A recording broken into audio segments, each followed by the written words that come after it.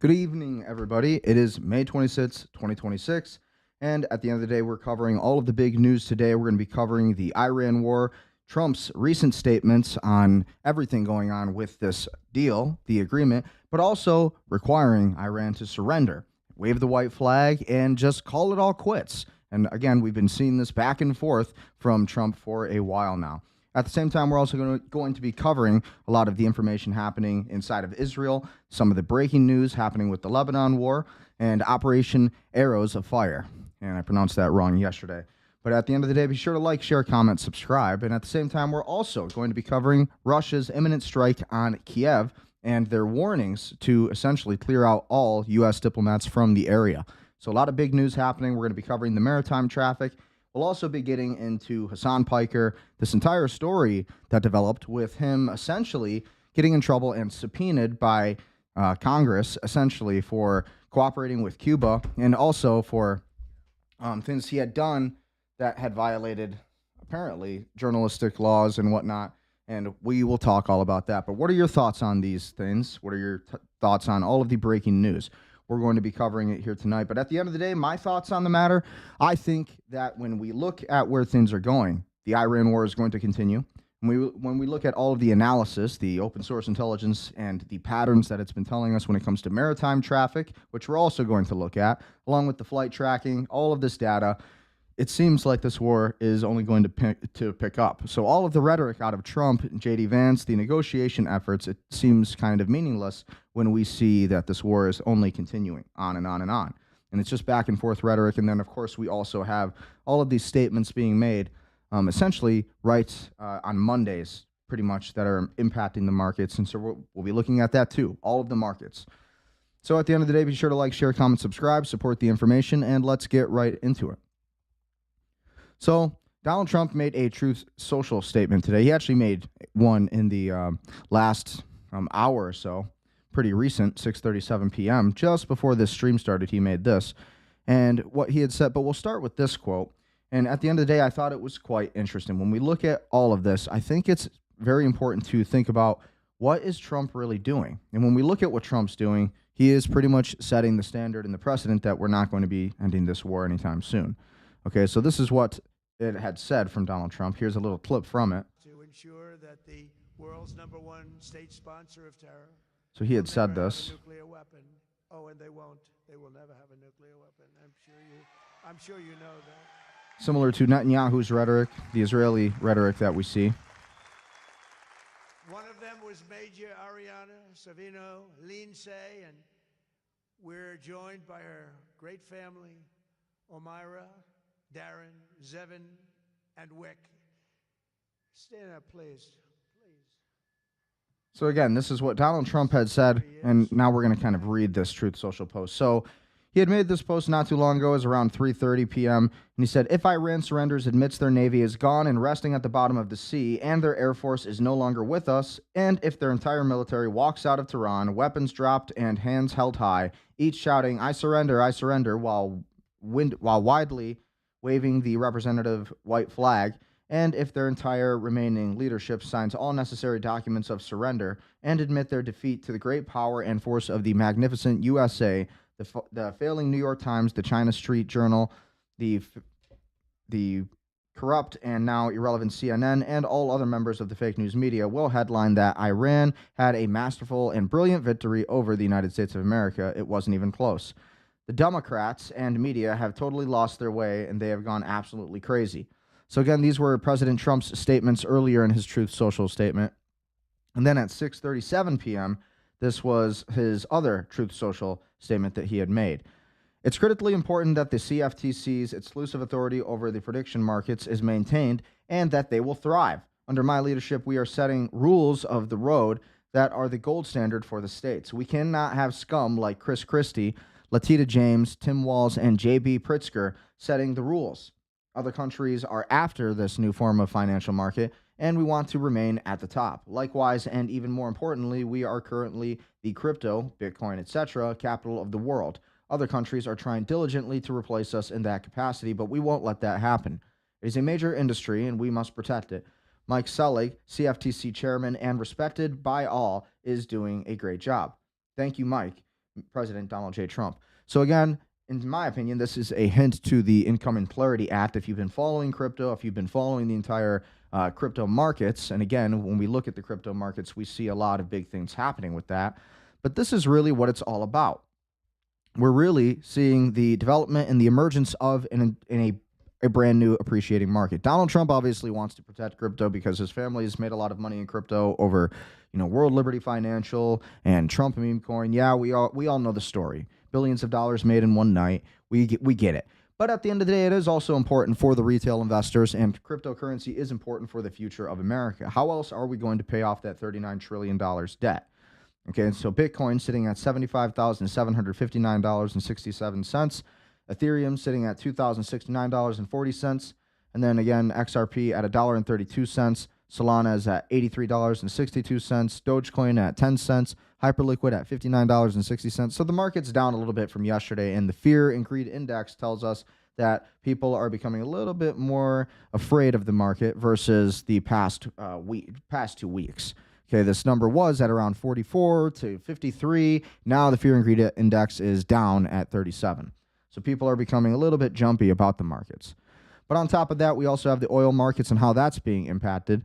WTI crude at $93.59, Brent crude at $99.58, Murban crude at $95.05, and natural gas at $2.90. And then on top of that, of course, we have the gold markets, where gold is down $59 today from yesterday, at $4,511.90, and silver sitting right around $77.20 an ounce. So those are the markets right now, and kind of what we're looking at with all of that. We got a lot of news to cover. We got a lot of headlines to look through. But ultimately, what do you think about it all? Israel just launched Operation Arrows of Fire. Schools closing across northern Israel tomorrow. Beirut evacuating tonight. The IDF Home Front Command is telling its own civilians to prepare for what's coming. This is either Netanyahu trying to sabotage the deal, or he's trying to cause as much damage as possible before ending the war at Trump's orders. Trump can push for peace, but he can't stop the next 48 hours. And so what has happened in the last 48 hours since this tweet? We went over this yesterday. This was at 3:28 p.m. yesterday when this was posted by Mario Nawfal. But when we look at today, May 26th, well, Israeli strikes kill 31 in South Lebanon as Israel expands ground operations. So we said this was going to happen. As if you were watching this channel, you would have understood that we were analyzing, predicting that there was a good chance that Israel's Operation Arrow Fire was going to take hold and continue moving on Lebanon, and in their words, using the Gaza model. Okay. Israel said it was stepping up its attacks on Hezbollah in southern Lebanon. Israeli strikes on southern Lebanon killed 31 people on Tuesday, the Lebanese health ministry said. As Israel said, it was intensifying attacks despite a truce in its war with Hezbollah. The Iran-backed group, meanwhile, said it faced Israeli troops entering the southern town of Zatar al-Sharakai, as the Israeli military said it was expanding its grounds for operations. In a statement, the health ministry said 31 people, including at least 4 children and 3 women, were killed in attacks and 40 wounded. 14 were killed in Burj al-Shamali near Tyre, 5 in Kawathariyat al-Riz, 4 in Habush, and 6 in Marikai, and 2 in Salah. An AFP correspondent in the southern city of Nabateh reported airstrikes following an unprecedented warning in the city and saw plumes of smoke rising from various locations within it. Lebanon's state-run national news agency said that one of the strikes hit the vicinity of a public hospital, causing significant damage to the hospital's departments. The Israeli military issued evacuation warnings for at least 50 southern and eastern towns and villages on Tuesday, including Nabateh City. An Israeli military official told AFP that troops had begun operating beyond the Israel-announced Yellow Line in South Lebanon, which runs around 10 kilometers or 6 miles deep inside Lebanese territory. And we remember that the Israelis have been wanting to take the Golan Heights in Lebanon. As Israelis' operations moved deeper into South Lebanon, Hezbollah said its fighters confronted Israeli troops trying to advance into a town that overlooks Nabateh City on Tuesday. Hezbollah said in a statement that its fighters repelled an Israeli force early Tuesday, that he had moved toward the Satar al-Sharaikwa after airstrikes and heavy artillery fire. The group claimed responsibility for a series of drone and rocket fires on Israeli forces in the town, and it said that it engaged directly with them. In eastern Lebanon, the health ministry said yesterday Israeli enemy strike on the town of Mashgara in West Bekaa resulted in preliminary toll of 11 martyrs, including 2 girls and a woman, and 15 wounded, including a child. Rescuers were still clearing the rubble in eastern town, the ministry added. The Israeli military, in a statement, said it launched several strikes in the area of Mashgara on Hezbollah infrastructure sites where terrorist activity was identified. Lebanon's state-run national news agency, the NNA, also reported several Israeli strikes across the south and the east. A strike on Srifa in the south killed a rescuer and wounded 2 others from the Risala Scouts Association linked to the Hezbollah-allied Amal movement, according to the health ministry, raising the rescuer death toll in a war to 121 drone attacks. Several strikes also hit near Lebanon's largest dam in the Litani River's Kararon Lake in the east. The Litani River Authority issued a statement warning that any or direct targeting of Karon Dam or its facilities could lead to catastrophic risks for residents, infrastructure, and vital installations in the areas downstream. It called on authorities to make the necessary contacts and take the necessary actions at the international and diplomatic levels to protect the Karon Dam from any attacks.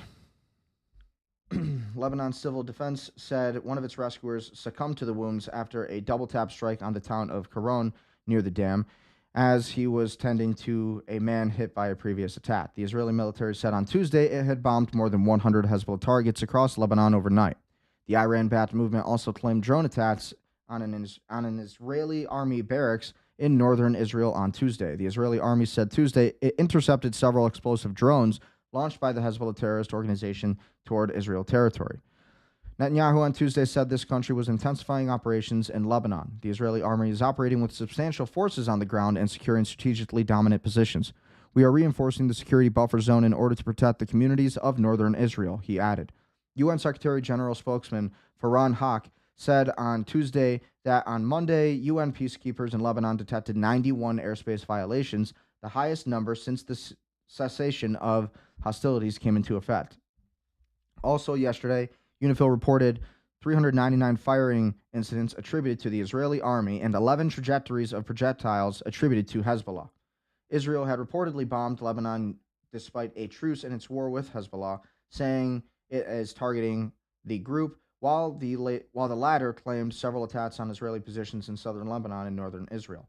Lebanese authorities say more than 3,100 people have been killed by the Israeli strikes since March 2nd, when Hezbollah drew Lebanon into the Middle East war by attacking Israel in support of its backer, Iran. So again, lots of big events and stories happening. Okay, when we look at this, this is also footage which emerged from the Israeli strikes on Somar in eastern Lebanon's Bekaa Valley. The source is TABZ. Pretty crazy. So again, this war is ramping up. Who knows at the end of the day what's going to happen, but to me, if you ask me, I think the Israelis are going to keep pushing forward northward of the Lebanese southern border and past Tyre, and Tyre is on the western coast of Lebanon. And again, pretty much the Israelis have taken everything upwards, or at least when you look at the maps, northwards of Odessa, which is on the eastern side of Lebanon, and then everywhere south from there. So really, when we look at this, it's going to be quite a show. Multiple Israeli airstrikes hit Somar in eastern Lebanon's Bekaa Valley a short while ago. Somar hits in the western Bekaa, an area Israel has reportedly targeted as Hezbollah stronghold and weapons corridor. Pretty big news. This war is only ramping up faster and faster. The question is, are people ready for it? Are people paying attention? Are people going to fight back? IDF to invade deeper into Lebanon, begin operating beyond Yellow Line to deter Hezbollah drones. All of this occurs as the world expects the Trump administration to soon reach a ceasefire with Iran, which will likely impose a fuller ceasefire on the IDF versus Hezbollah. So the question is Trump really going to do that? It doesn't sound like it according to his Truth Social statements. And those posts tell us that this war is likely going to only continue on. In response to ongoing Hezbollah drone attacks that have harmed an increasing number of IDF soldiers, Israel confirmed on Tuesday that the military has infiltrated deeper into Lebanon beyond the April 17th ceasefire Yellow Line. The IDF did not specify how far it would push into Lebanon, though it appears any invasions would be temporary and that the military is not seeking to hold any additional territory. However, when the IDF entered southern Lebanon, its initial goal was to take only a few kilometers. The IDF pushed deeper toward the Litani River when its initial invasion failed to stop Hezbollah from striking Israel's northern border towns. So again, when we're looking at this entire war, it doesn't look like it's wrapping up anytime soon. Netanyahu's not going to let this war end. Trump claims that he controls Netanyahu. Anything he says, well, Netanyahu will listen. Well, that's what Trump says. But is that really true? Because when we have Ben-Gvir, who is a representative for the state of Israel right now, he's saying that they will never allow this war to end until they are ready. So again, this comes from CBS News. Iran accuses the United States of grave violation of ceasefire as Trump seeks good deal or no deal. What to know about the Iran war today? Iran accused the U.S. today of having grave violation of the two countries' fragile ceasefire after the U.S. military said self-defense strikes overnight targeted Iranian forces, but with restraint. Secretary of State Marco Rubio said an agreement with Iran was still possible, adding that President Trump wanted to either make a good deal or no deal at all.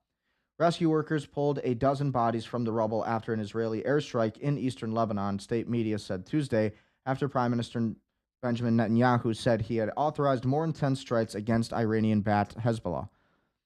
Pretty big. So again, as we continue looking into the headlines here, Iran war live, Israel pushes deeper into Lebanon, Iran peace deals strained. Iran's Islamic Revolutionary Guard Corps says it downed a U.S. Reaper drone that entered into the airspace as tensions continue to rise during the peace negotiations. And again, as we already covered, Israeli forces have killed at least 31 people in attacks across Lebanon after Prime Minister Benjamin Netanyahu ordered an enhanced offensive against Hezbollah. So when we look at the maritime traffic and we start looking at the maps here, again, kind of comparing what we've been seeing in the past few days with the maritime traffic and everything happening with all of that, we have to take into consideration where we are actually out in the Strait of Hormuz and what's really different. Okay, so when we look at the Strait of Hormuz, it appears that we have still not a lot of flow through the Strait of Hormuz. It looks like we still have anchored tankers sitting in the Strait of Hormuz here, right next to Qasem Island. And again, we have a crude oil tanker. Typically, that's what you're going to find with these red dots, anything you see on the maritime maps here. But again, you have all of these pretty much sitting here. You got blockades set up, and there's a lot of different fights happening in the Strait of Hormuz. Okay, all we can see is the dots, but you have to pay attention to the clustering. Okay, where are these dots clustering? So actually, we are seeing a little bit less of clustering. I mean, they're still clustered, but at the same time, these, usually near Fujairah is where you'll see this clustering happen. And it looks like there's even more clustering in these small little areas, also near Shinas. So when you look at these areas, a lot of anchored crude oil tankers, a lot of container ships that are all sitting here in the same area, kind of not moving to that Strait of Hormuz. There's no flow through or traffic. So that tells us that there's still very limited movement through the Strait of Hormuz over the Persian Gulf. And ultimately, you have to pay attention to those patterns. Okay, in Qatar, we have a little bit less clustering in this area and a lot more ships over here in the Persian Gulf. Okay, as we kind of zoom in and we look at what's happening there, more traffic, perhaps more trade, but at the end of the day, there are still fights happening in the Strait of Hormuz. We also recognize far more action happening around Karg Island. We remember that Donald Trump wanted to take Karg Island, and really he wanted to secure this because of really the power plants and the central hub of energy that Iran depends on. A lot of exports and imports coming from Karg Island, from and to Karg Island. So when we look at this, you can kind of see some of the layout, a lot of energy resources here. And at the end of the day, we got a lot of crude oil tankers that are always going to be sitting around here. Okay, so if the United States Special Forces were to secure this, then they'd have a little bit of a leg up on a lot of this. Okay, we see a lot of activity happening on the maps near Karko National Nature Monument. And again, when you look at the entire Persian Gulf, which is where a lot of our U.S. crafts are, you're not going to see them pretty much labeled here on the map because we like to use other nations for proxy ships. But again, just as examples, you see all these different crude oil tankers all clustered in this area, anchored down. So there's not a lot of movement happening because there's a ton of action going on in the Strait of Hormuz. The Suez Canal over here, we see a lot of activity. We do see a lot of flow through and trade happening here in the Strait of Hormuz. And again, same kind of patterns, more trade routes. Again, there is more trade happening, but insurers are still not feeling very good about where this thing could actually end up going. Okay, people are staying in one straight line, which tells us that, again, in this area, we're still dealing with the problem of the IRGC laying down mines. And really, the Bab el Mandeb Strait is pretty much that choke point that you need to pay attention to at this current time, at least on the western coast of Saudi Arabia. And this is where you're going to see a lot of crude oil tankers heading through and shipping containers heading through. Okay, and then of course we always like to look at the southern tip of Africa here, right near the Cape of Good Hope. When you see that traffic still congested here and going around the continent of Africa, then that means that, again, there is still congestion in this area. Okay, when we look near Cyprus, which is another central hub for the EU and the United States with trade, a lot of traffic in and around this area. When we look near Lebanon, okay, we also have to consider the traffic that's here. Not a lot of maritime traffic. You have some shipping containers, you have general cargo ships. Ultimately, not a lot of activity. Bulk carriers, typically what you're going to see in the Lebanese areas. Okay, and again, Tyre, this is where my cursor is right here. This is pretty much what was already attacked yesterday. And so again, maybe they updated it, but ultimately this is what we're dealing with. Okay, so you can see the smoke in the sky and see a lot of activity that's happening in the area of Tyre. Okay, so you have to pay attention to what's really being done in this area. Okay, again, this is the western or the eastern coast of Lebanon. And again, the Israelis have occupied a lot of Odessa, which is on the western corridor or the western side of Lebanon. And again, you see a lot of battlefields in this area. They've already taken north upwards of this area, just a bit beyond Odessa. Okay, and they're continuing to move. And you see all of these battlegrounds here. Okay, so as you continue looking at the maps, everything's destroyed, a lot of buildings pillaged. You can see signs of combat, you see signs of broken down buildings. You see UN centers sat right near these battle zones typically. This is UNP 915. And again, always near a war zone. Very interesting observation. Right here, you can literally see black smoke in this screenshot here as we zoom in. So again, you could see this is where a lot of these missile strikes, drone strikes, they are all happening here, wiping out the entire area of western Lebanon.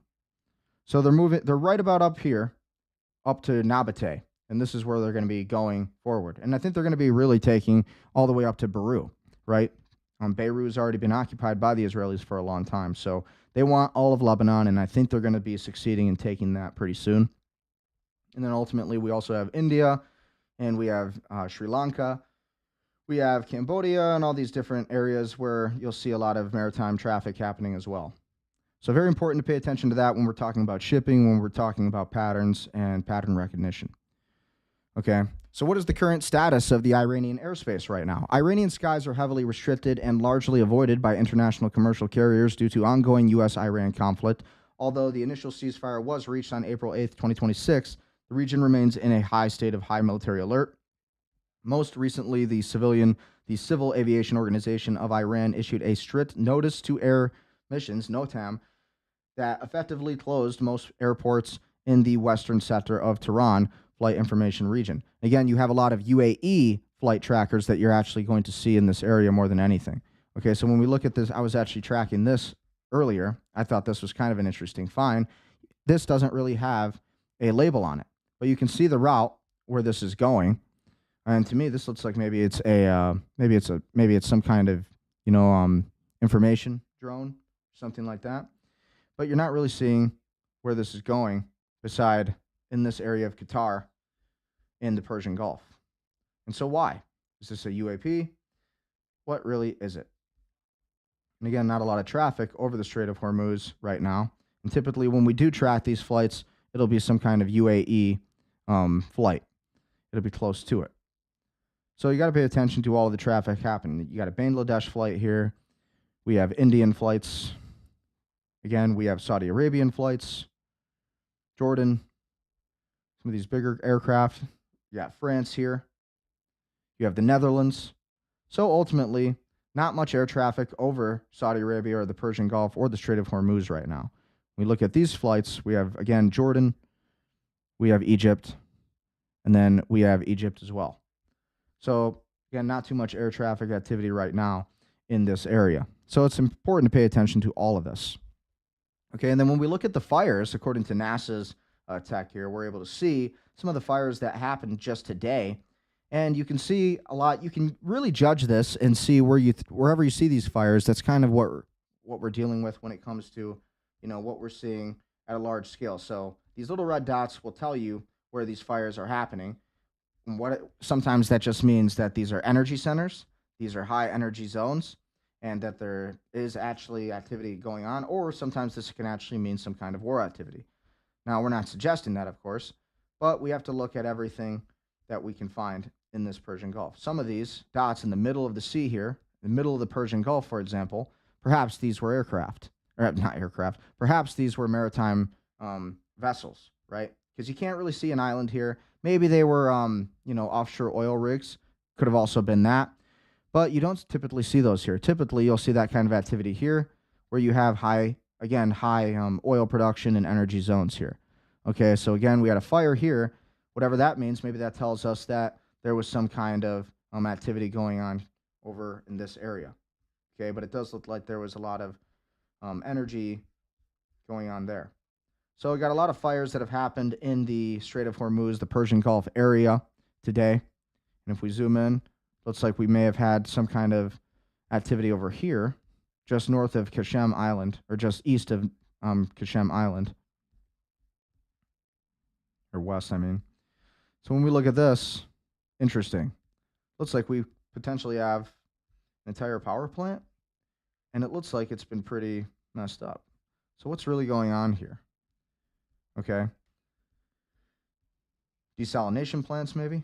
Water treatment plants. When we look at all of that, it appears there had to have been fires there, according to what we're looking at on the map. Again, this comes from NASA's firm's technology. Again, Qatar telling us the same thing. Notice that we did see drones, or it looked like there was activity today in Qatar. But what's going on here? Again, all of this could be just standard activity that you'll see in these areas because these are pretty much power and energy zones. But always interesting to pay attention to. Perhaps there could have been some kind of strike. We did see aircraft flying right over this area just a few moments ago when we were looking at the flight tracking.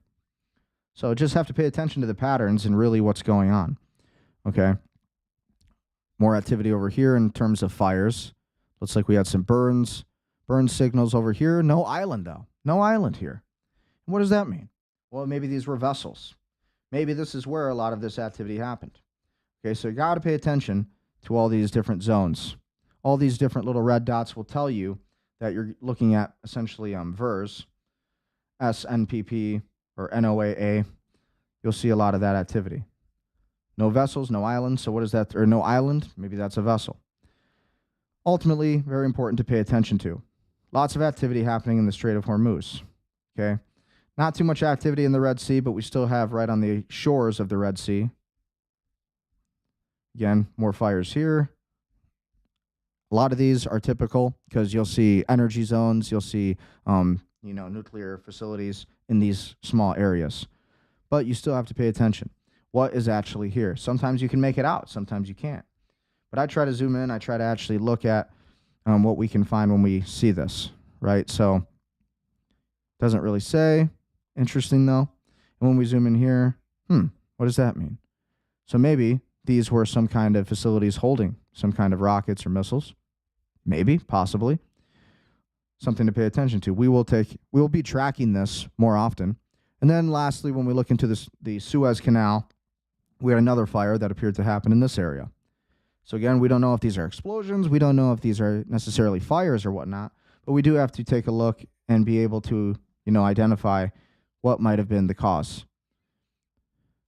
So again, we have a lot of activity happening in the Strait of Hormuz, a lot of burns that were reported here in these areas. And these all seem to be some kind of energy facilities, maybe water desalination plants. We don't really know, okay?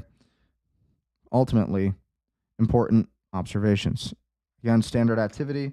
Looks like there could have been some activity here. Looks like we got some smoke, perhaps. Interesting. So maybe there was some activity there. Military activity, perhaps. What is being attacked, or is this just regular activity? To me, it looks like some of these could have been zones where there could have actually been like real fires, or there could have been actual strikes. Okay. And then lastly, we have to look at Lebanon. So when we look into Israel, we see different areas on fire over here. So again, all different kind of facilities, power plants. We had farms, so these looked like maybe regular standard forest fires. Whether they were set or whether they were just accidental, you can't really tell. Again, shows that we had a fire upwards here. And again, now we're kind of getting into Lebanon as we look here.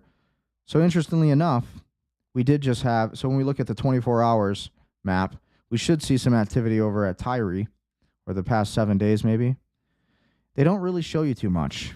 But NASA is showing us that we have, again, a lot of this activity telling us that they're potentially just forest fires. Maybe they were on purposefully set, maybe not. But still important to pay attention to these patterns. Were these different zones that were attacked, or were these different zones that were just, again, typical standard activity?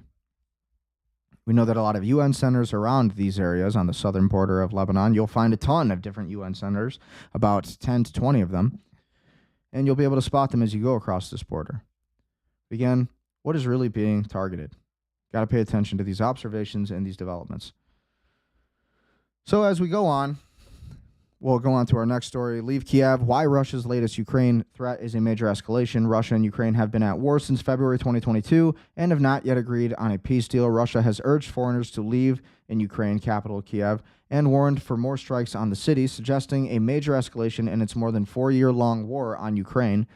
In a statement issued on Monday, Russia's Ministry of Foreign Affairs said it planned to target a decision-making center and command posts and drone manufacturing facilities in the Ukrainian city in a series of strikes. Russia labels Ukraine attack in occupied Luhansk monstrous crime. Why is Trump deploying 5,000 troops to Poland? Zelensky says time is right for Ukraine to start processing of joining the EU.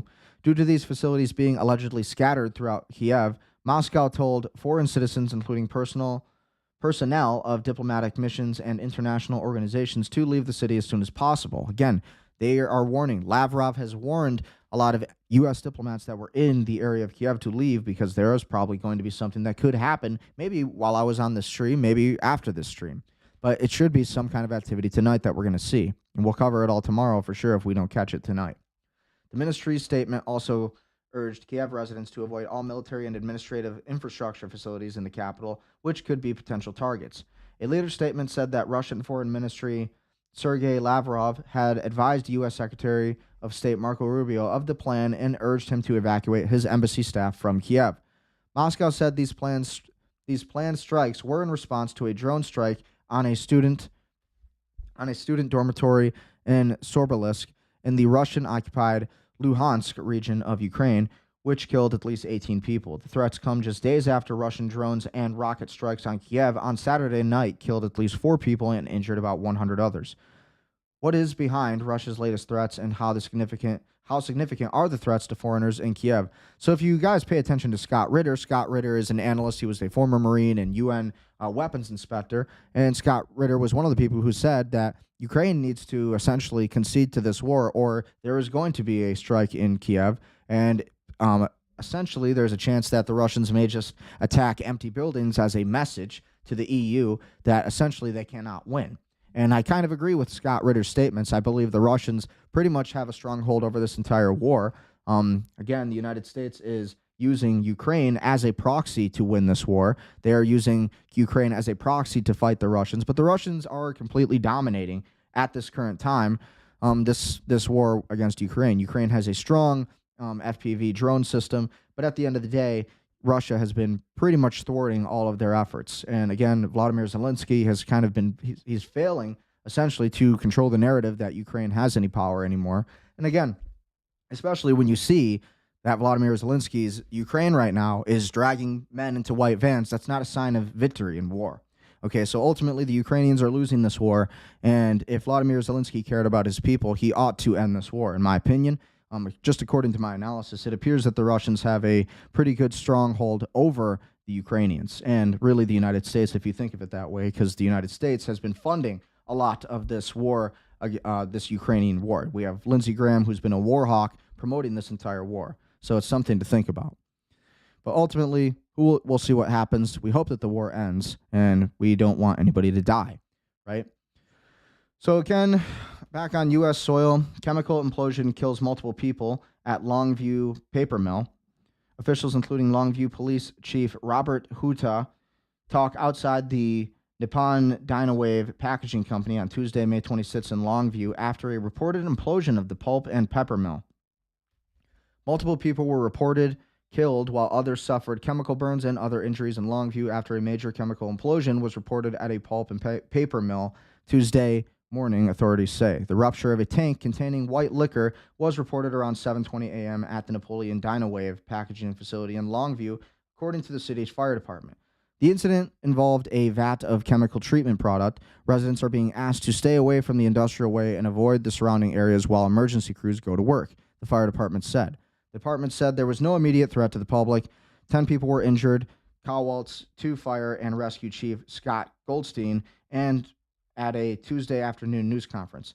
9 were employees of the paper mill, and 1 was a firefighter. It is impactful for the Southwest Washington community, Goldstein said, acknowledging that there are first responders who have friends who work on the site.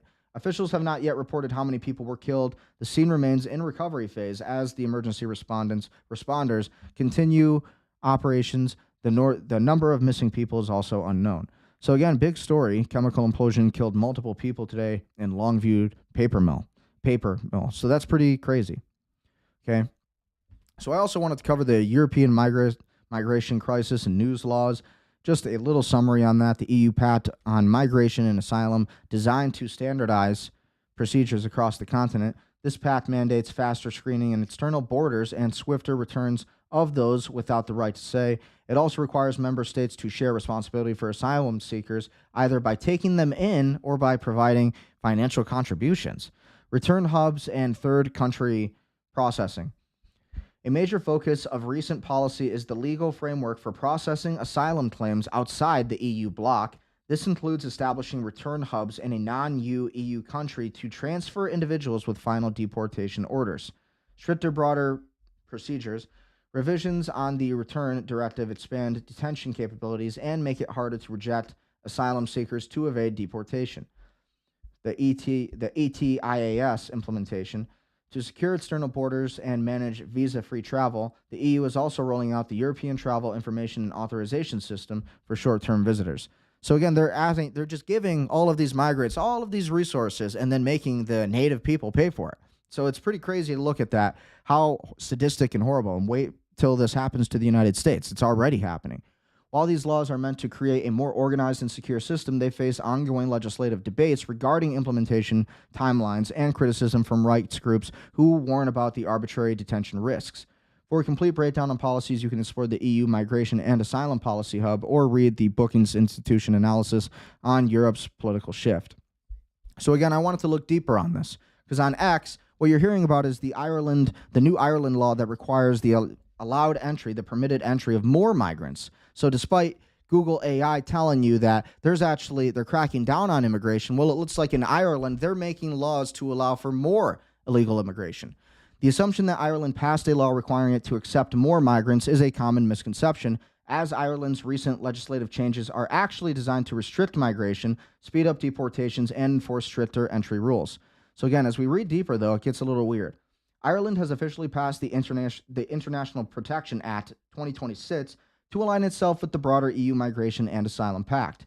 The confusion regarding allowed entry likely stems from the mandatory solidarity mechanism within the EU Pact. This mechanism requires member states to either host a minimum quota of asylum seekers or pay financial contributions to help frontline nations, meaning Ireland will have a legally defined quota rather than an open-ended intake policy. So again, they pretend that this is a good thing, but there's basically just saying, well, now you have a quota. There has to be a diversity quota in Ireland. It cannot be just Ireland. We must bring in more immigrants. It must be an immigration thing. We have to allow more in, and you are going to pay for it, Ireland. And so again, what happens when that happens to the United States? It's already happening in the UK as well.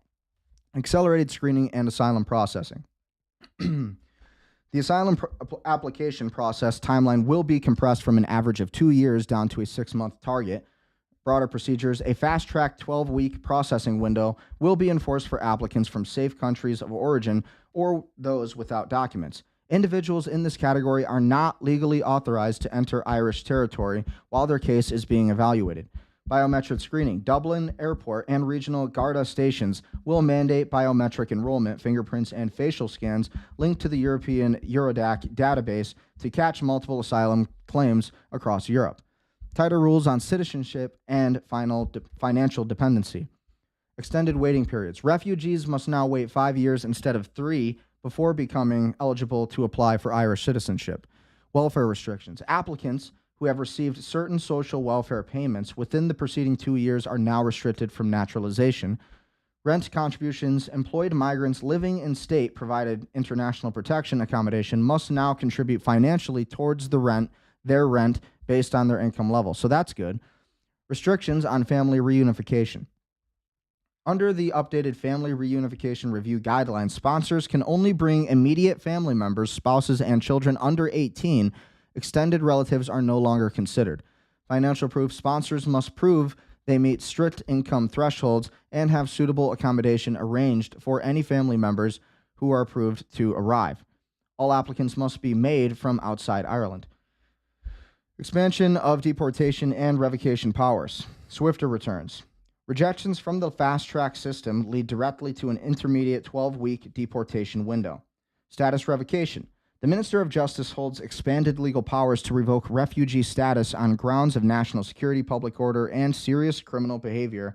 And so, again, a lot of big stories with that, and there's clips all over X. You can really look more into it yourself. Just type in Irish migration, Irish mass migration, and you'll see all of these stories talking about how now the Irish people have to pay like $20,000 for these immigrants, and basically now the Irish have to be okay with a quota of certain amount of immigrants coming into their country. So it's like it used to be just native Irish, like you were Irish and you're Irish if you live here, and there was just basic common sense stuff. Now they're creating laws. Well, there has to be a diversity. Well, there has to be a quota. Well, we have to bring in these immigrants and those immigrants. And what is that really doing? Is that really protecting Irish citizenship? I don't really know about that, and especially when they're making the Irish people pay like 20 grand, at least in U.S. dollars equivalency, to make that all happen. On to our next story. I wanted to talk about Hasan Piker saying they're after your boy as Cuba trip investigated. This has been a big conversation on Twitter. They're talking about how Hasan Piker has been subpoenaed, and the reason he's been subpoenaed is essentially because he's been aiding the Cuban government, and essentially you can argue whether or not you agree with that, but the potentiality is it's like, you're dealing with somebody who's, again, giving aid to the Cuban government, who's a communist government right now. Whether you agree with that or not, it's like you're kind of aiding and embedding somebody that the United States is actively trying to take over. And at the same time, Hasan Piker has also abused animals. I mean, we also know that. Again, his dog, he put like a shock collar on his dog, and he did that on a live stream. Again, he celebrated the death of Charlie Kirk, and those people who follow him celebrated the death of Charlie Kirk. And so it's like, this is what Nick Fuentes, if you watch Nick Fuentes' show, he's been talking about this, and they've been on this Twitter war with one another. And essentially, so it's like you look at this story, it's pretty crazy. Left-wing political influencer Hasan Piker has addressed a report that he is subject to a U.S. federal investigation into whether he violated U.S. laws and sanctions by visiting Cuba. Piker was served a subpoena for his trip to the Caribbean island in March, along with Susan Medea Benjamin, co-founder of the activist group Code Pink, and according to Fox News digital citing documents it had received from the Treasury Department's Office of Foreign Assets Control. Addressing his viewers, Piker said during a live stream on Sunday, "The news is not great, okay? I mean, it's bullshit, but still not great that they're after your boy. They're up my asses." This is what Hasan Piker said. So when we look deeper into that story, again, we got more on X when we look at this. So first thing you type in, when you type in on Twitter X, Hasan Piker subpoenaed, you will see Benny Johnson pop up. Ask yourself why a Twitch streamer was taking 40 Americans on a convoy to communist Cuba. Ask yourself why Code Pink, a radical feminist group, was organizing it. Ask yourself where the money came from. The Treasury Department is asking those same questions, and the answers potentially tied to the Chinese Communist Party. That's absolutely true, by the way. The Chinese, we just went over it yesterday. If you watched my show, we talked about how the Chinese have been really providing aid and all these care packages, and I think it was about $815,000 that China included with this aid to the Cuban government. And again, because the United States, they are kind of trying to control an entire regime change in Cuba right now. So the Chinese have been trying to thwart that by keeping the energy grids going for Cuba. And so that's kind of what's going on with that situation. The United States wants to take Cuba. Trump wants to take Cuba. And ultimately, the Chinese are saying, no, you're not going to take Cuba. We're going to give aid to Cuba. And Hasan Piker put himself right in the middle of it with this Code Pink organization providing aid to them as well. So really, he's aiding and abetting not just Cuba, but also a proxy of another enemy, which is China, the Chinese Communist Party, who we are in a trade war with right now. Okay? So again, here's the story on that, and this is kind of more context on Hasan Piker facing Fed subpoena over the Cuba trip. The Department is now investigating Piker and Code Pink, who hosted his trip to Cuba. The feds are looking at funding for the trip, which some think is tied to the Chinese Communist Party. Also under scrutiny, American businessman and social activist Neville Roy Singham, who has donated to Code Pink in the past and has alleged ties to China through his business dealings. The investigation is looking at his trip, which involved as many as 40 American citizens who joined what is being called a Marxist convoy to Havana. The Trump administration wants to know if Piker and Code Pink violated U.S. laws and sanctions in support of Cuba's communist government. For now, nobody has been charged. Interesting. People have a right to be stupid and support socialism, okay? Despite all the things that you and I might say against that. What they don't have a right to is receive payment, and that is what the feds are investigating now. They haven't been charged with a crime. They're just checking if they have received any payment for the propaganda. Piker says he has not yet received a subpoena from the U.S. government yet. The Department is now investigating. So again, Piker that's kind of the story on Hasan Piker and everything that happened with that. There's been a ton of drama circulating around it. Here's more of what he really got in trouble for. This is from Kangmin Lee on Twitter X. After years of dodging any consequences for his criminal behavior, Hasan Piker thought he could casually and openly admit that the Cuban government reached out to him and invited him on a propaganda tour. Now he's finding out maybe he shouldn't have done this. Government reached out to you. So yeah, let's look at this again. Yeah. Go to Cuba. Would you be down? I fucking love Cuba. Oh yeah, you'd be down? Yeah, I filmed a documentary there once. The Cuban government actually hit my contact from the embassy and told him that if the only thing stopping us from coming to Cuba was the consistent internet access, we can make it happen. Yeah, Cuba is sick. Wait, the government reached out to you. So yeah, of course. It's well, not reached out to me. There's like there's a middleman there. Because I had a doctor from Cuba. Cuba does this thing called medical missions, and they've been doing it since I believe like the 70s, and it's incredibly successful. They have a massive, very robust like medical program because kind of they have to. Because they're under an incredible sanctions regime by the United States of America that the rest of the world thinks is abhorrent, except for America and Israel that keep consistently vetoing it over and over again. But this has created a... Okay, but like, why would you want to aid the Cuban government? Like, I don't really understand. Like, they are a communist country. Whether or not you agree with the United States and Israel and what they're doing with this entire regime change, it's like the Cuban government is a communist country. They are absolutely a socialist government. And at the end of the day, what is wrong with the United States controlling Cuba when it's right off of our Florida border, right off of the Florida Keys, ultimately? Wouldn't that help our situation with immigration if the United States was to control Cuba? And at the end of the day, they can't even defend it. Honestly, a part of the Monroe Doctrine is controlling the Western Hemisphere, and I don't have any problem with the United States doing that. We absolutely should be able to control Cuba and Venezuela, same thing. Like, these were... Yeah, what's the problem with that? And so, again, when you have Hasan Piker communicating with the Cuban government, who is a socialist communist government, and then you have who is also cooperating with China, who is also an enemy of the United States. So he's kind of working with two different enemies here, not just the Cuban government. So it's something to think about. Okay, and so this was the big statement where he told everybody that he was being subpoenaed. But is not great. Okay? I mean, it's bullshit, but I don't think so. Still not great. I don't think it's BS. That, you know, they're after your boy. They're up my ass. Well, and I'll obviously get into dude. it right now. I'll tell you all about it, but let me blast off real quick. Why is he dressing like Nick Fuentes, too, in all of his episodes? He keeps trying to copy Nick Fuentes. He's got the suit. He's got the tie. It's not even like his own kind of suit. It's like always the same kind of look. It's always the same kind of, just weird. Kind of weird. Interesting. We will free you, brother. Yeah, free me. Free me.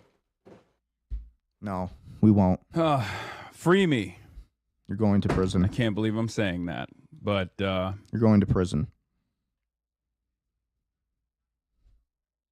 But I'm about to be seemingly made an example of. Yeah. It's not great. Okay? Well, you don't. I mean, it's bullshit. You really shouldn't communicate with a communist socialist government who is also working with our enemy, China, who is, again, trying to thwart all of our efforts as an economy at the same time. Okay, so again... Would you be down? This was more what Nick Fuentes had to say about it. Huge Treasury Department investigation into Hasan Piker. And we are back. We are white-pilled again. The Trump administration heard me. It works. I have been saying for months, I have been putting this out there. I said 2 months ago, Donald Trump, if you can hear me, please imprison Hasan Piker. I've been saying it for months. I've been saying it for years. Why do we even have a Trump administration if Hasan Piker is not in a cage?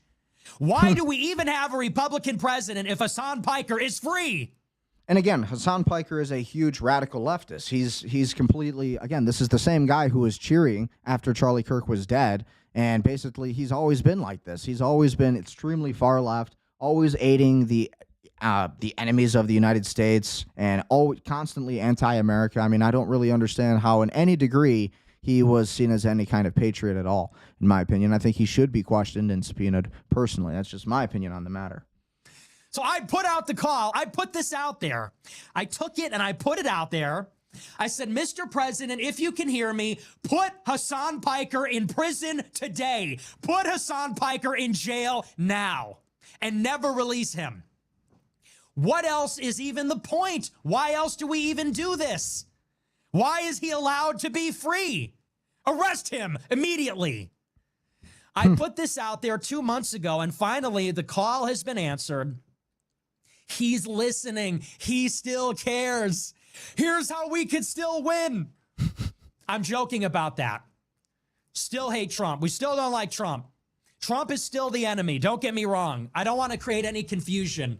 I'm joking. We still are anti-Trump. We are still Only because he hasn't kept any of his promises either, in my opinion. I mean, like, you have to be very careful about saying what Nick's saying or what Hasan Piker is saying. I try to stay neutral on the matter when it comes to politics. When it comes to Trump, we have to analyze these stories, these people. But I still thought, nonetheless, that this was an interesting clip from Nick Fuentes and his kind of response on it. Okay, and so again, white-pilled again, you have a lot of people talking different stuff about this entire thing. And apparently there was like a whole Twitter drama between Nick Fuentes and Hasan Piker. Let's look into that. They've been going at it. So again, and Sneeko too. Apparently Fuentes has been going after Sneeko, really because Sneeko kind of went after him first. He's kind of been dogging him. Like, again, this was one of the clips, apparently. They were saying that Nick Fuentes is a Fed. He's not Professor working for... Sorry, but Nick Fuentes clearly has a political agenda. The guy's a smart guy, but some of his conclusions are clearly manufactured. He's not working from first principles. I mean, he's a pretty smart guy, and some of the things he says, some of the things he says is like... Maybe you ought to listen to him. You know, someone's paying you to say that. I don't know, okay, but I'm saying, like, something going on with Nick. Sorry, but Nick...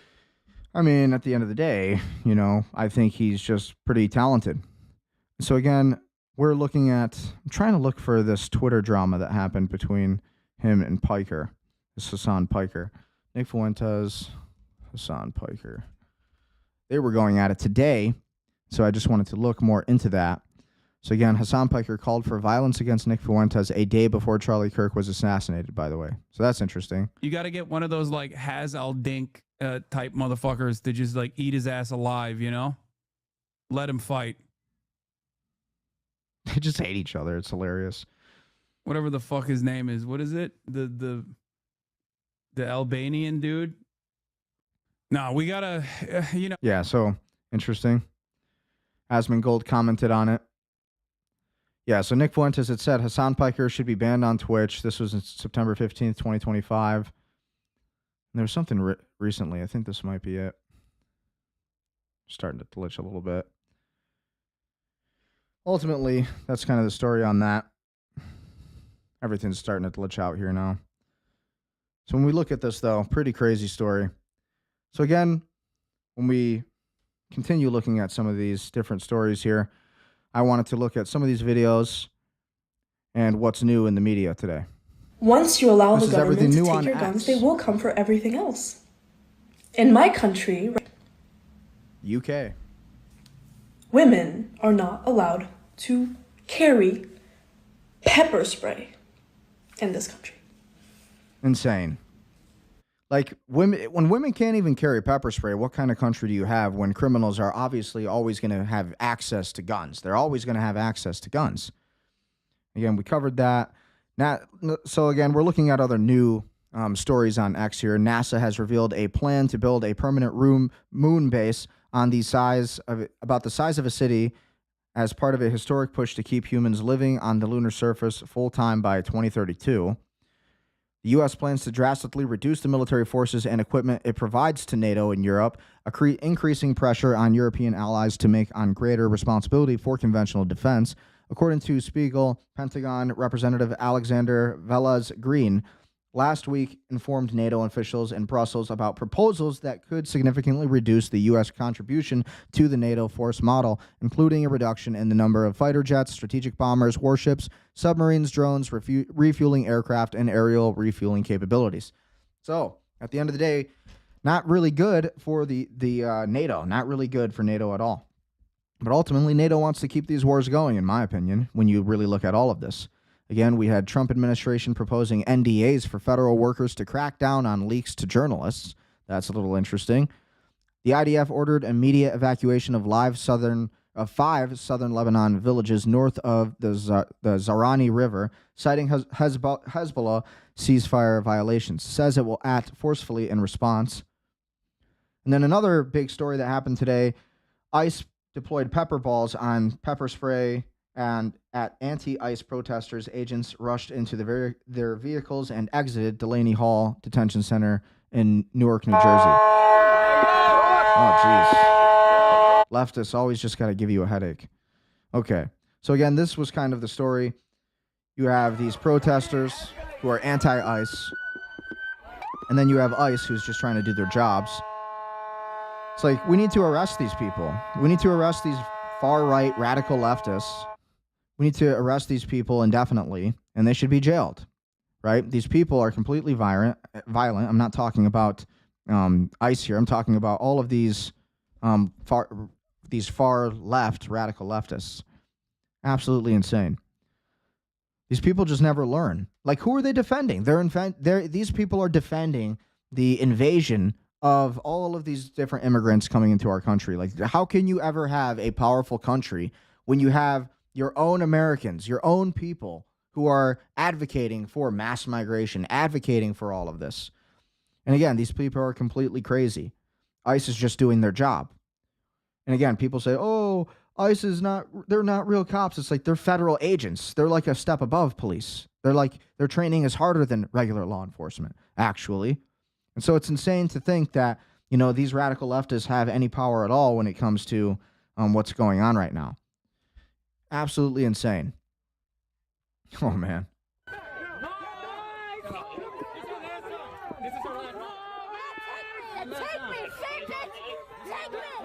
Look at the way these people act. And these cops are like, what the hell's the matter with you?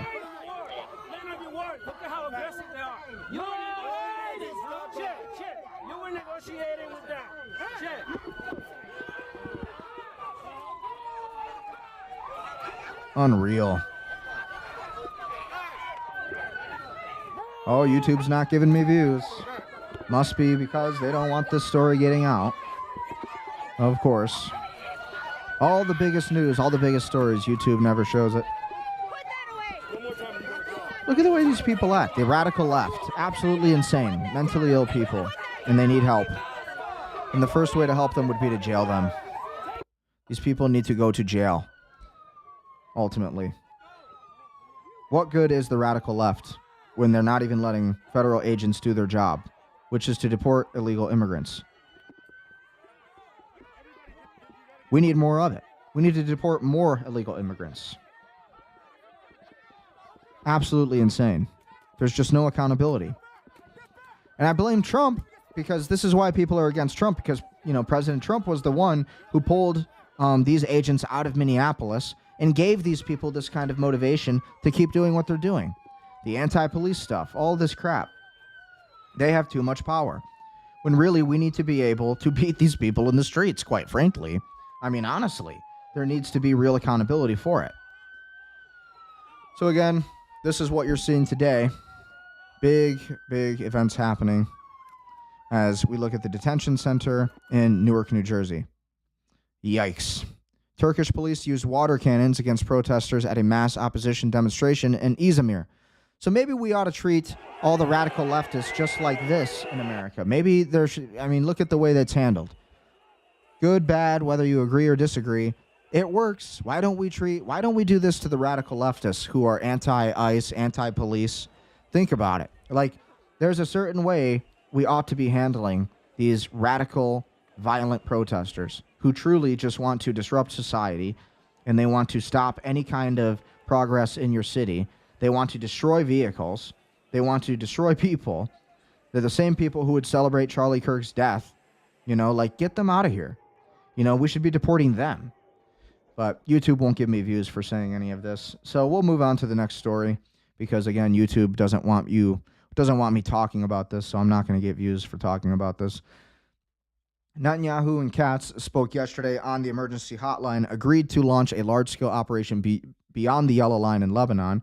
The calculation, according to Israeli Channel 14, any Iran deal is almost certainly to bring a comprehensive ceasefire in Lebanon. So they moved first before the deal closes. The offensive didn't happen despite the negotiations. It happened because of them. Yeah, maybe.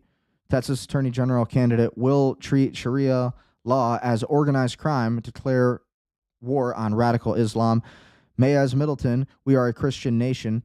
And so, again, I like this clip. Let's take a listen to what he has to say. And I'm now taking on one of our most, because we are a Christian nation. We are a Christian state, period, the end. We are. I took on our foreign adversaries as well. Stopped China from buying our land, tripled border security, designated cartels as terrorists, and am now taking on one of our most growing and biggest threats, which is Sharia law and Islamification. You know, Sharia law is organized crime, period, and I will treat it as such. I also changed the law to stop these radical Muslim groups. Okay. So one thing about this is that everybody's saying, well, you know, at the end of the day, the real problem in this country is the Israeli occupation of the United States, which we know is absolutely a fact. That is true. And also at the same time, though, you can't deny that when you go on Twitter, you see these same Muslims who are praying in front of Catholic churches, who are burning down churches. This is happening. Maybe these are Israelis at the end of the day. Maybe that's the truth. Maybe these radical Muslims that we do see and these radical Sharia law Islam Muslims, maybe they really do. Maybe these people are subverted. Maybe they do have Israeli passports. Maybe that's the thing. At the end of the day, though, it's like he's right. This is a Christian country, and we cannot allow these Sharia Muslims and violent Muslims to come into the United States, again, praying in front of our churches, again, killing Christians. Again, you see what's happening in the United Kingdom. We have little girls that are being raped, 500,000, upwards of 500,000, by these Pakistanis, by these immigrants from, all these Arabic countries. That's a real fact. And so at the end of the day, it's not just the Israelis who are occupying the United States. If we don't stop it soon, it's also going to be these radical Islamic terrorists, these Muslims, okay? And not all of them are terrorists. Not everybody's bad. But you see it all on X. You see these people praying at churches, praying, like doing their Muslim chants, 5 a.m. in the morning. Their Muslim call to prayer. Then they're praying in front of your church. And again, so you can't even go to your church. And then at the end of the day, they're calling you racist, trying to drive you out of your own country. It's absolutely insane. Like CARE and Muslim Brotherhood from buying any property in Texas. That is a scorched earth answer. I want to break it into multiple parts, please, because what you said there is fascinating to me, Maze. And again, a very welcome voice on the program. One, treating Sharia law as organized crime. Can you please unpack that? That's fascinating. Yeah, so look, we've got to make sure that everyone understands this is not a religious liberties issue. This is not a First Amendment issue, because if they're faithfully adherent to their ideology, and I call an ideology for a reason, in the Quran, they see us as the infidel that they can commit jihad against. This is an America first issue. This is a Texas first issue. This is a national security issue, because they don't think we deserve the right to exist as Americans. And the Zionists also do not believe this. It is both the Zionists and these radical jihad Muslims. Or as but I like Mays Middleton. He is an America First candidate. He has presidential potential, and he's running for the Texas State Senator. So I'm a big fan of his. Christians. And it's how they're undermining us with this red-green alliance that we have seen. And Benny, I've seen it at the Capitol. 10 Commandments, I mentioned earlier. Guess who lobbied against that? CARE did, right? The radical Muslim terrorist group. That shows you what they're going for. They're trying to destroy this country, and they're trying to destroy this state. They want to take over. Because the left is certain of this. They absolutely do. If they take Texas, they've taken this whole country. They've said it. You can see videos on that saying, we are here to take over. This is our country now. We are going to get payback and revenge for the Crusades. And this is literally what they say all the time. So that's absolutely We cannot fact. elect a Republican president propaganda. without Texas. They are well aware of that, and they are coming for us, like James Tallarico, for example. That guy is a lunatic. This is a guy that says he's a pastor, and I use air quotes for a reason. Said there's a biblical argument for abortion. He said that God is non-binary transgender. Unacceptable. He said it's un-Christian and un-American to display the 10 Commandments in schools. So you know what my reaction to that was? I bought 10 Commandments posters for all the schools in his district and donated them in his honor. Well, I would love to get to Tallarico. So again, that's just a clip of Mays Middleton. I'm a big fan of his, and you should vote for him for your Texas State Senator if you're watching. CBP is proud to work with our National Guard partners in joint missions to protect America, and this is more about the drone program. The main objective of drone operations is to provide real-time imagery while relaying information to BP while providing situational awareness. I actually detected someone at the bank, came to find out it was a group of 5 people, and 3 of them were carrying bundles of narcotics, and which concluded with them being apprehended and all 3 bundles being seized here recently. And the street value of the bundles were around $60K. We need to be tripling down on manufacturing of drones. Working with Border Patrol has been a great experience due to the knowledge that they've shared with us and also the support they also give us as well. My favorite part about Operation Lone Star is being able to utilize technology. I feel like I'm making a difference because I'm out here serving both my state and my country, using the drones, preventing narcotics and criminals entering the country. While continuing Operation Lone Star, we will eventually get to 100% control of the border. Yeah, as long as our politicians allow it to happen. As long as we don't lose the incentive to actually have closed borders, and as long as we don't continue electing the Ted Cruzes who refuse to close the border. The IRGC is running a checkpoint in the Strait of Hormuz. 25 vessels crossed in the past 24 hours, oil tankers, container ships, commercial carriers, all with permits issued by the IRGC Navy. No permit, no passage. The IRGC called it smart control of the Strait, carried out with authority. Any violation, they warned, would be met with crushing blows. The Strait is technically open, and Iran is technically in charge of it. This is the sources from the IRGC Navy Public Relations Office, the Iran International. So very, very important. Again, this is Israel's destruction of Lebanon mirrors Gaza. Once again, courtesy of the American taxpayers, this is Ron Paul and what he had to say about it. One place we want to talk a little bit about today is Lebanon and the sadness about our participation in that. We say, oh, well, that's a fight between Israel and Lebanon. We don't have anything to do with that. We know that's just not true because we're partners and the weaponry and all and the money making scheme, the war profiteering, it involves us. So I'm disturbed by this, and I'm sure you're not elated about it for sure. Over the long weekend, it was the same pattern we always see, where the Trump administration, through leaks, announces that they're close to a deal with Iran. In this case, it was where we have the deal is 95% done. The only thing that remains to be solved is the reopening of the Strait of Hormuz and what to do with nuclear material. That seems like a little more than 5%. But anyway, just when they're announcing this, so what does Israel always do every time being close to a deal is announced? They pummel Lebanon. They take out their frustration on Lebanon, and they're basically turning it into a Gaza. And I have some video later. Now, here's what Lebanon looks like. Well, it's not just an opinion either. The Israeli government and the Knesset literally said they are using the Gaza model. They called Lebanon and what they're doing in Lebanon the Gaza model. So they've already called it that. This isn't the opinion of Ron Paul or politicians in America. This is literally what the Israelis and Netanyahu are saying. They're going to use the Gaza model. After Israel's done with it, sections of it, this looks just like Gaza. Let's just watch for a minute of this. Like, this is not settlement, by the way. This is just pure destruction. Like, in my opinion, when you look at this is not a settlement, okay? This is the difference between the United States of America and our founding as a country versus the Israelis and their founding of their country. Their founding is built on pure destruction, destroying everything in sight and collapsing everything to the ground. And then they don't even build anything on top of it. They just build prisons on top of it. They build the worst stuff.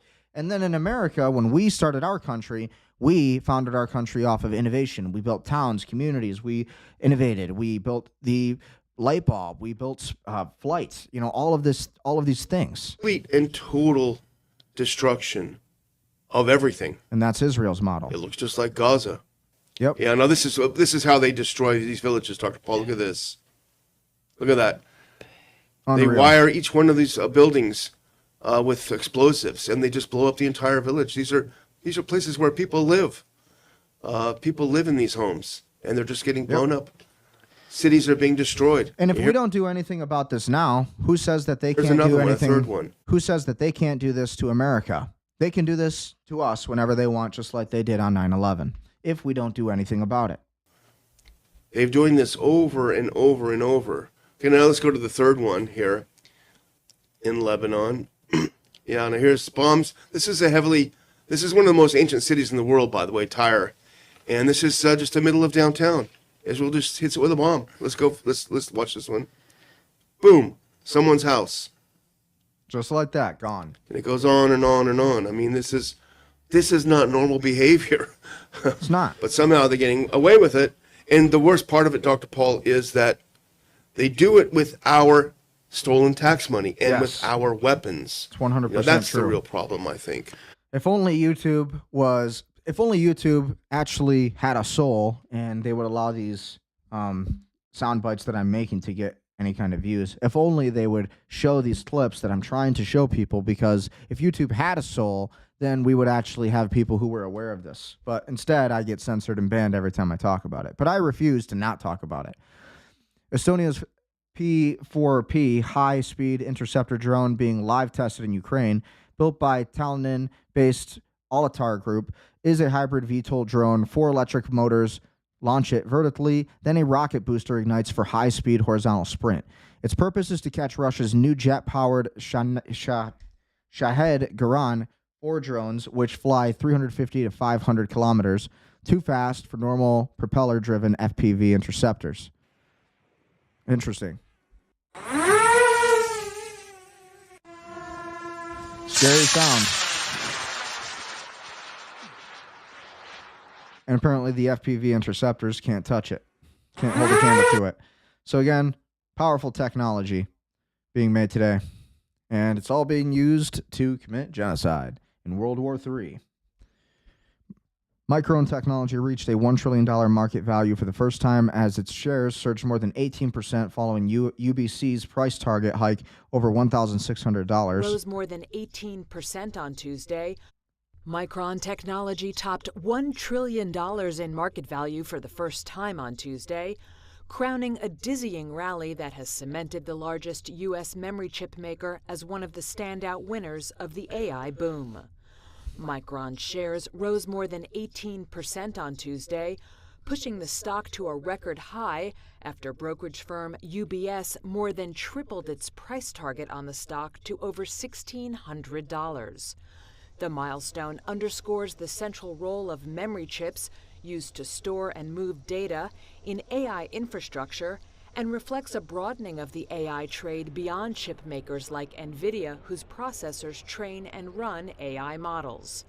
Micron's ascent also gives the U.S. a strong contender in a memory chip race that has largely been led by Asia so far.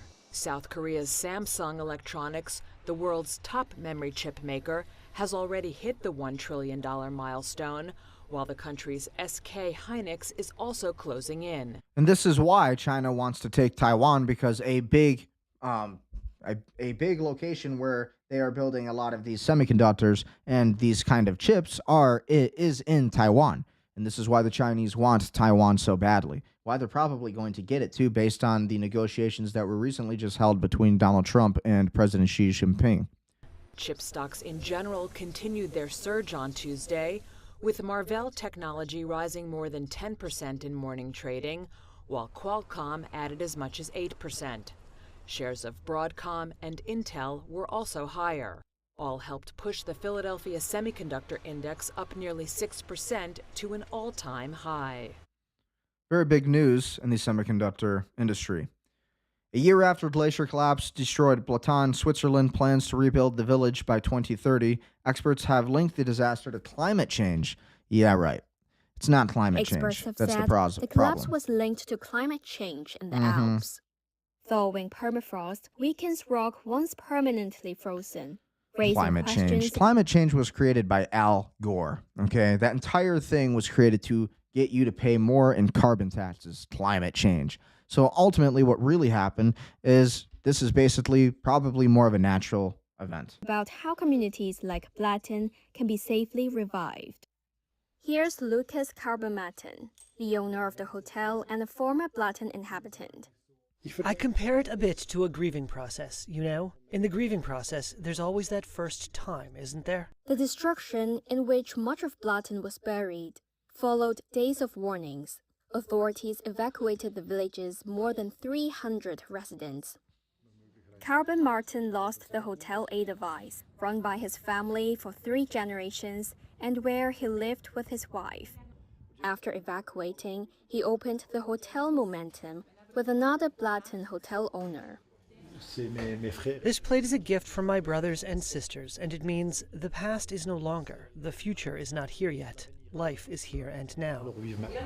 Officials say progress towards reconstruction is on track, with plans to rebuild the village by around 2030. Even so, the stability of the mountainside can no longer be taken for granted. But Carbon Martin said he is certain he'll go back to the village. We're not just doing this for ourselves, we're also doing it for future generations. And we're often asked, how many will come back? That's not the crucial point. What's crucial is that we build the infrastructure for a village, that we develop the land where people can build again. We will see.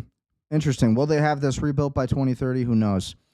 Earlier, we posted about claims from Reuters that the U.S. was using Starlink to help guide its Lucas attack drones in Iran. That was wrong. Elon clarified that the manufacturer of Lucas drones had incorrectly configured them to use the wrong system, Starlink instead of Starshield. Why 2 systems? Because SpaceX is the leading provider of satellite connectivity. Its systems are in demand for national security and military applications. As such, they made separate satellites dedicated to fulfilling these needs called Starshield. It's designed specifically for the U.S. State Department of War, intelligence agencies, and allies. It features additional high-assurance encryption, support for classified payloads, and military-specific capabilities. Starlink is designed for civilian-only usage and is owned and operated by SpaceX. While they also make satellites for Starshield, it is solely to support national security efforts. So this was Elon Musk.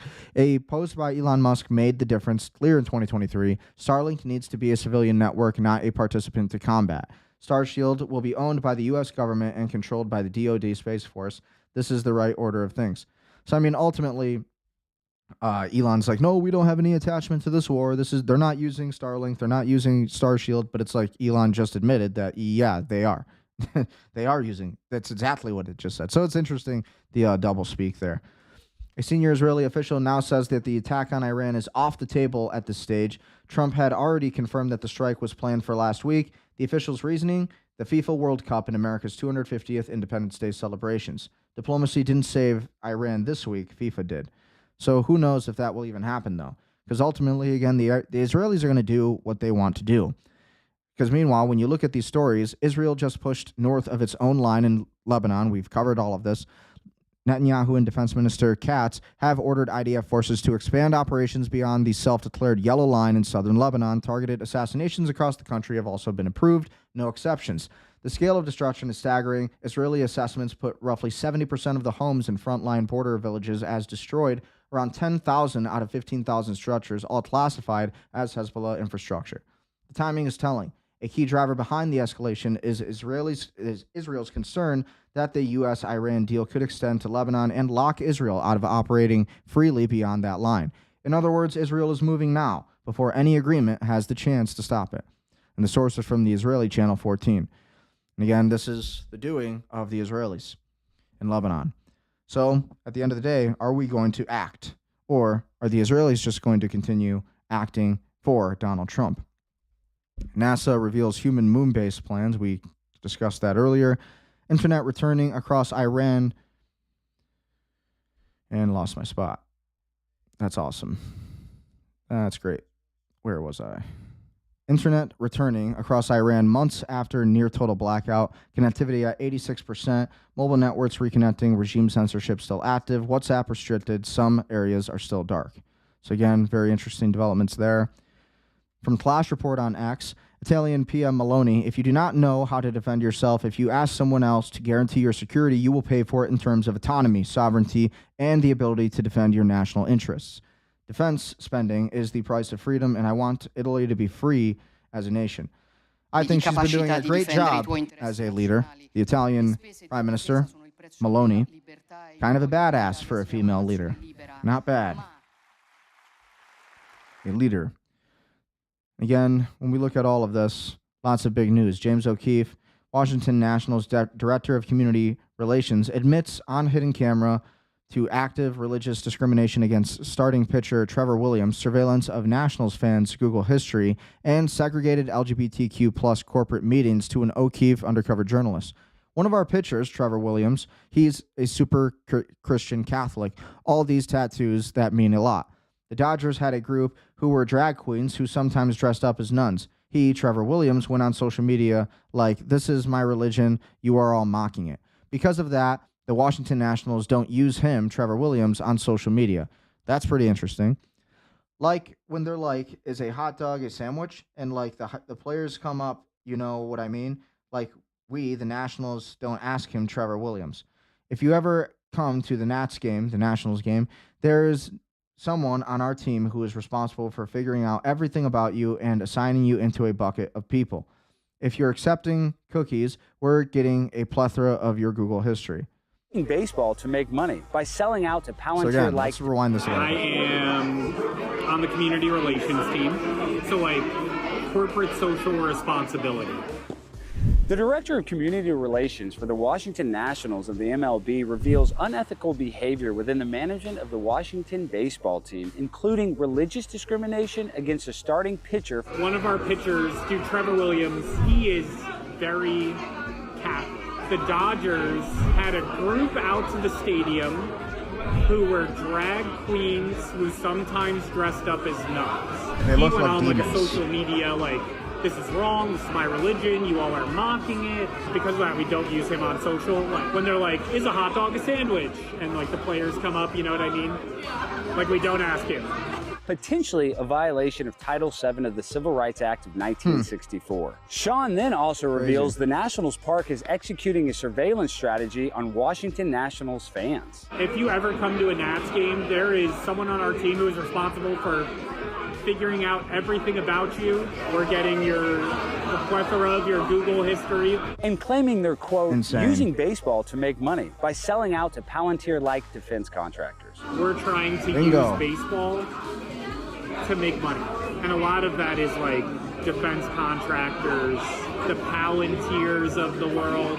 Then he goes on to claim that some corporate meetings are And you thought segregated as baseball women was just only a game. or gay only. You would thought be they well didn't within care their about rights to these say if things, you did don't you? identify as a member of the LGBTQIA plus population, you shouldn't be at this specific meeting. There are some spaces that should only be for those people. And even discloses that he has a secret agenda to promote communism to Nationals fans. There is a join the Communist Party poster up in my kitchen. I would love to find ways to, every home run is $100 donation. That's communism, you know what I mean? That's redistributing someone's wealth. And a lot of people will tell you when I come to a baseball game, I don't want to think about that shit.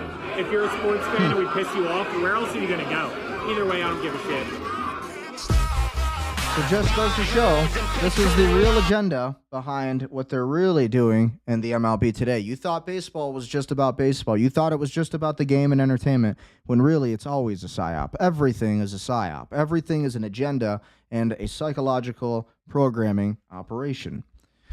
Russia's ambassador to Azerbaijan wants to move a planned parliamentary meeting of Baku into Shusha, the symbolic heart of the reclaimed region of Karabakh. The pitch: let Russian MPs into the reconstruction firsthand. Shusha fell to the Azerbaijan in 2020 after decades of Armenian control. Holding diplomatic talks is a much of a statement as a meeting. So again, very interesting. And so again, a lot of big stories. Israeli strikes hit a building in western Gaza in an apparent assassination attempt targeting a senior Hamas figure. Israeli officials said that the target was Mohammed Odeh, described as Hamas's new military wing leader. Casualties were reported, but the outcome of the strike remains unclear. So again, when we look at the footage of this, pretty wild. Again, we had an explosion by the Israelis. And again, supposedly on Hamas's new leader, but we don't know the status as to whether or not he survived or he was killed. I wonder how many of these generals and military leaders have faked their death. We also have to remember that that there was a strike on Netanyahu's brother's house, and that there was AI photos that were and videos that were put out by the Israeli Knesset of, Netanyahu having 6 figures, and then all of a sudden he was apparently alive. So we always have to think, what is the truth? Are we being told everything that is actually true, or are we being lied to? So this is the individual that they essentially targeted, apparently, allegedly. The United States has informed European allies its plan to significantly cut its military contributions to NATO. We talked about that. Israel just killed Mohammed Odeh, Hamas's new military commander and one of the architects of October 7th. The man they picked to replace the leadership of Israel already eliminated, but didn't last long either. Hamas is running out of people to promote. Very interesting. So we're going to see what developments come of this. But that's pretty much all we're going to cover tonight. And at the end of the day, what do you think about this war? What do you think is going to happen with the Iran war? Ultimately, my opinion on this and the assessment is that the United States has to stand up to the state of Israel overall. Yes, we do have a radical jihadist problem in this country. We do have a problem with radical Muslims trying to take over the European countries and then the United States and Canada, of course. We also have this Indian invasion that is happening. That is a very real problem that is happening. But what's even a bigger problem is the Zionist sect in our government that appears to be controlling Donald Trump's judgment, all of his decisions, thwarting these peace agreements, and at the same time disregarding any kind of peace agreements. We have the Israelis who are doing whatever they want. They want to go and take northern Lebanon. They want to go and take all of these lands. They have already conquered the Golan Heights of southern Lebanon, and now they want to keep moving northward until they have all of it. They already secure Beirut. Okay, and then Tripoli is also a known place for traffickers and all of this kind of activity that is essentially run by the Israelis. So you have to understand all of the activity that's going on in this war seems to be in the benefit of Israel only. This Iran war seems to be only in the benefit of Israel. And essentially, everything that we've been doing under Trump's guidance has been leading us to Israel's benefit first. And even he says this. But Trump says he controls Netanyahu. Well, I don't really see that as being true. It seems like Netanyahu is controlling President Trump. So I guess we're going to find out.